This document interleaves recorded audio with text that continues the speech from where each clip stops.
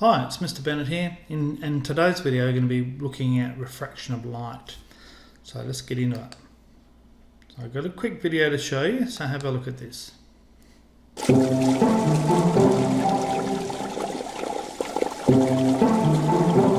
I find this a fascinating object. It's a fiber optic cable for a stereo. If I shine this laser pointer down the cable, it guides the light out the other end. These cables are used to connect our world today and are capable of transmitting information across countries and oceans. But first, let me show you how it works. I have a bucket that I've modified with a window in front. And on the other side, I put a stopper in this hole right here. I have a bottle of propylene glycol with just a little bit of creamer in it. A ring stand. And of course, a laser pointer. Now, keep your eye on this plug when I turn out the lights.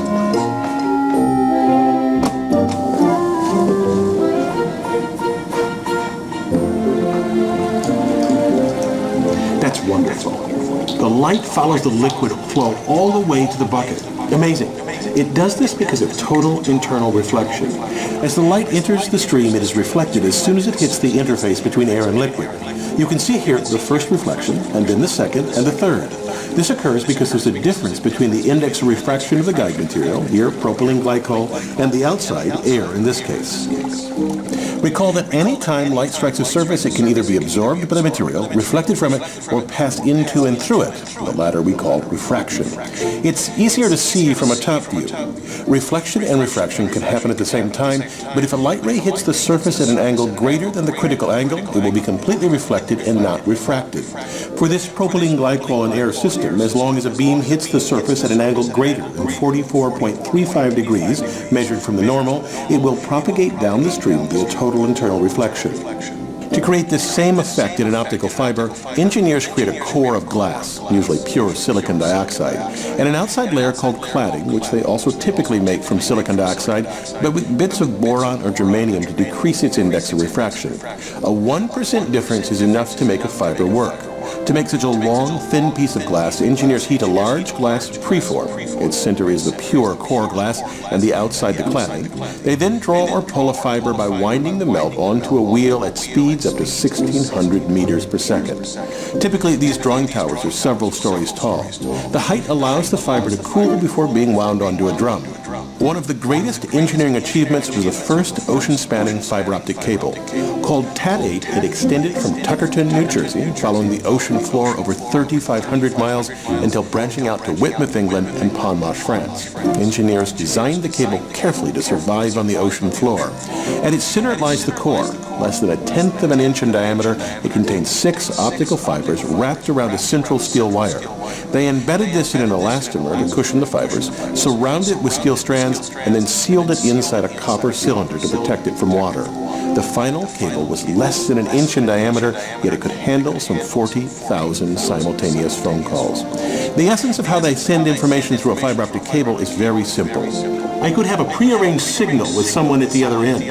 Perhaps we'll use Morse code, and I just block the laser so that the person at that end sees flashes that communicate a message. To transmit an analog signal like voice from a phone call along the cable, engineers use pulse code modulation. We take an analog signal and cut it up into sections and then approximate the wave's loudness or amplitude as best we can. We want to make this a digital signal, which means discrete values of loudness and not just any value. For example, I'll use 4 bits, which means I have 16 possible values for the loudness. So the first 4 sections of the signal could be approximated by about 10, 12, 14, and 15. We then take each section and convert its amplitude to a series of 1s and 0s. The first bar of value 10, when encoded, becomes 1, 0, 1, 0. We can do this for each section of the curve. Now, instead of looking at the green waveform or even the blue bars, we can think of the signal as a series of 1s and 0s organized by time. And it is that sequence that we send through a fiber optic cable, a flash for a 1 and nothing for a 0. Of course, the exact method of encoding is known at the receiving end, so it is a trivial matter to decipher the message. Now, you may be wondering how a laser pulse can travel nearly 4,000 miles across the ocean. It doesn't without some help because the light will escape from the sides of the fibers. Look back at our propylene stream. Here's how the light attenuates as it travels. You can see here a narrow beam in the bucket that broadens a bit when it enters the stream, and then after the first bounce, the beam leaves even broader than it entered. That's because the interface with the air is uneven, and the rays that make up the beam strike at slightly different angles. When that beam makes its second reflection, those individual rays diverge even more, until by the time it reaches the third bounce, many of the rays are no longer at the critical angle and can exit from the sides of the stream. Here it happens in a few inches, but in a cable like TAT8, the signal travels a stunning 50 kilometers before it needs to be amplified. Absolutely amazing. I'm Bill Hammack, the Engineer Guy. Okay, I thought that was quite interesting, that video. Now, in today's video, we're going to be looking at light. Obviously, it transfers energy, and the key thing that we'll be looking at today is refraction. So refraction, we're going to be looking at the concept that he talked about, which is the total internal reflection there. And we'll be looking at a thing called Snell's law, and obviously with total internal reflection, we'll be discussing how fibre optic works as well. Alright, so you can not only refract sound, but you can also refract light as well. But here's an example of sound in air, and you might have noticed this, that when you have warm air on the bottom of the near the ground, so this is like the scenario during the day. So the Earth's surface during the day is warmer, and you have cooler air upwards, right? And then as the night cools, the Earth's surface will get cool, and you'll have warm air above. So during the day, when you call out for your dog's not going to hear it because the sound air doesn't travel quite as well. It doesn't refract the sound very well. But at night time, right, sound refracts much better. And I'll just go to show you another example over here. So you might have been camping and you're on the side of a lake, and it's quite reasonable to be kilometres away from someone. You can actually hear people whispering in a tent, and it's because the sound's been refracted by the cool air near the ground, and it bends. Certainly over water, it's an amazing feat. Now, refraction of light. So refraction of light, what happens due to refraction of light? Swimming pools appear to be shallower. You might have seen a pencil beam appears to be bent, and certainly the air above the stove seems to shimmer. Stars twinkle, and then we have things like mirages. Right, so here's a very simple example of refraction of light. So as light goes from air into water, right, if the medium's more dense, then what you'll find is the light will bend towards the normal line, which is this dashed line there you see. If it's less dense, it goes from a more dense to a less dense, then you'll find that the light ray will bend away from the normal line. So atmospheric refraction. So if we're looking at an example of looking at a palm tree, again, if the air is warmer near the ground, you'll find that the light rays will bend upwards, bend away from the actual ground itself. Right, and then we're looking at the same sort of scenario here. You're driving on the road, it looks like the road's wet, but we know it's actually a mirage. So what's actually happening here? It's not the sky reflecting from the wet surface, but it's actually the sky's being refracted from the layer of hot air. And you might have seen those classic old movies where people are walking in the desert and they see the mirage, they run towards it, and it doesn't appear to be anything but sand. Alright, so that's a very, very brief explanation of how that might trick your mind. Alright, so total internal reflection.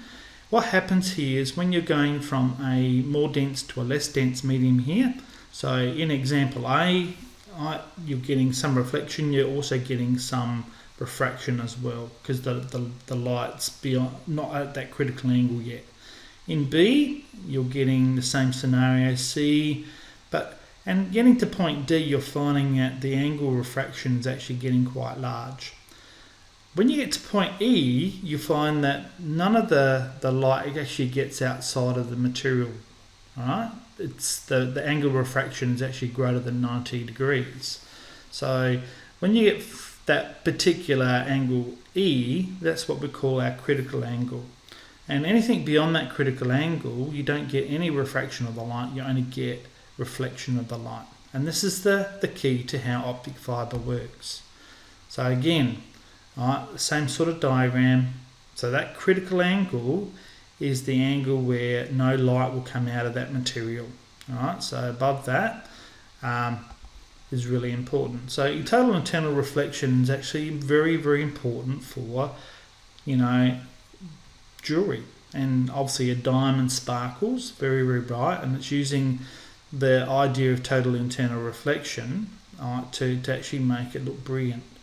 Obviously a jeweler needs to be able to cut the faces at the right angle to get these particular diamonds to look brilliant. Now, optic fibre. So optic fibre is used in lots of things. So we've got a little optic fibre Christmas tree. We know doctors use it for looking at internal parts of the body. They can send a scope down there with optic fibre to actually look at things. And you can see the little diagram here in the white where you can see the light bouncing off in the middle there. So very, very useful is the optic fibre stuff. Now, part of what you need to know for this course is a thing called Snell's law, and that will actually allow you to predict the angles of incident, which is this angle here, I, the angle of refraction, R, and N1 and N2 are the refractive index of the different medium that we're using here. All right. Now, that also relates to the velocity of the light inside that particular material as well, and also the wavelength of the light that is inside that particular material as well. Alright, so this is Snell's law, and I suggest that you copy this down into your notes. So let's go through an example of Snell's law. So the first thing here, we've got an angle incident of 45 degrees, angle of refraction 65 degrees. That tells me for this particular example that the refractive index of number 2 is actually going to be less than 1.5 because it's actually bending away from the normal. Anyway, let's go through. So we want to find, this is what we need to find as a refractive index of number 2. We've been given that information there. So it's just a matter of putting this into Snell's law. So what we're going to first of all do is rearrange that equation to have our unknown at the top left hand side. Alright, so then what we do is we put in our N2 into the equation there, rearrange that equation, and then we solve that and we get a refractive index of 1.17. Now that makes sense. I'm looking for a refractive index of less than 1.5, and they're the steps that we would go through mathematically to get this answer here. Alright, example number 2. Alright, we want to find the angle of refraction. We've been given the refractive indices of both of the mediums. Alright, so write down what we've been given. We rearrange the equation for R, alright, and then we substitute our information into the equation. We rearrange our equation and solve it, and so therefore we get a refractive index of 32. Again, we know that this medium here is actually got a higher refractive index, so we know the angle has to be less than 55 degrees. So if we've got something like 62, we know we'd made a mistake. Alright, so in this video, we've looked at the refraction of sound as an example. We've certainly looked at the refraction of light in the idea of looking at optics. We've had a go at using Snell's law, and then we've talked about the total internal reflection and that relating to an optic fibre. So I hope this video has made sense to you.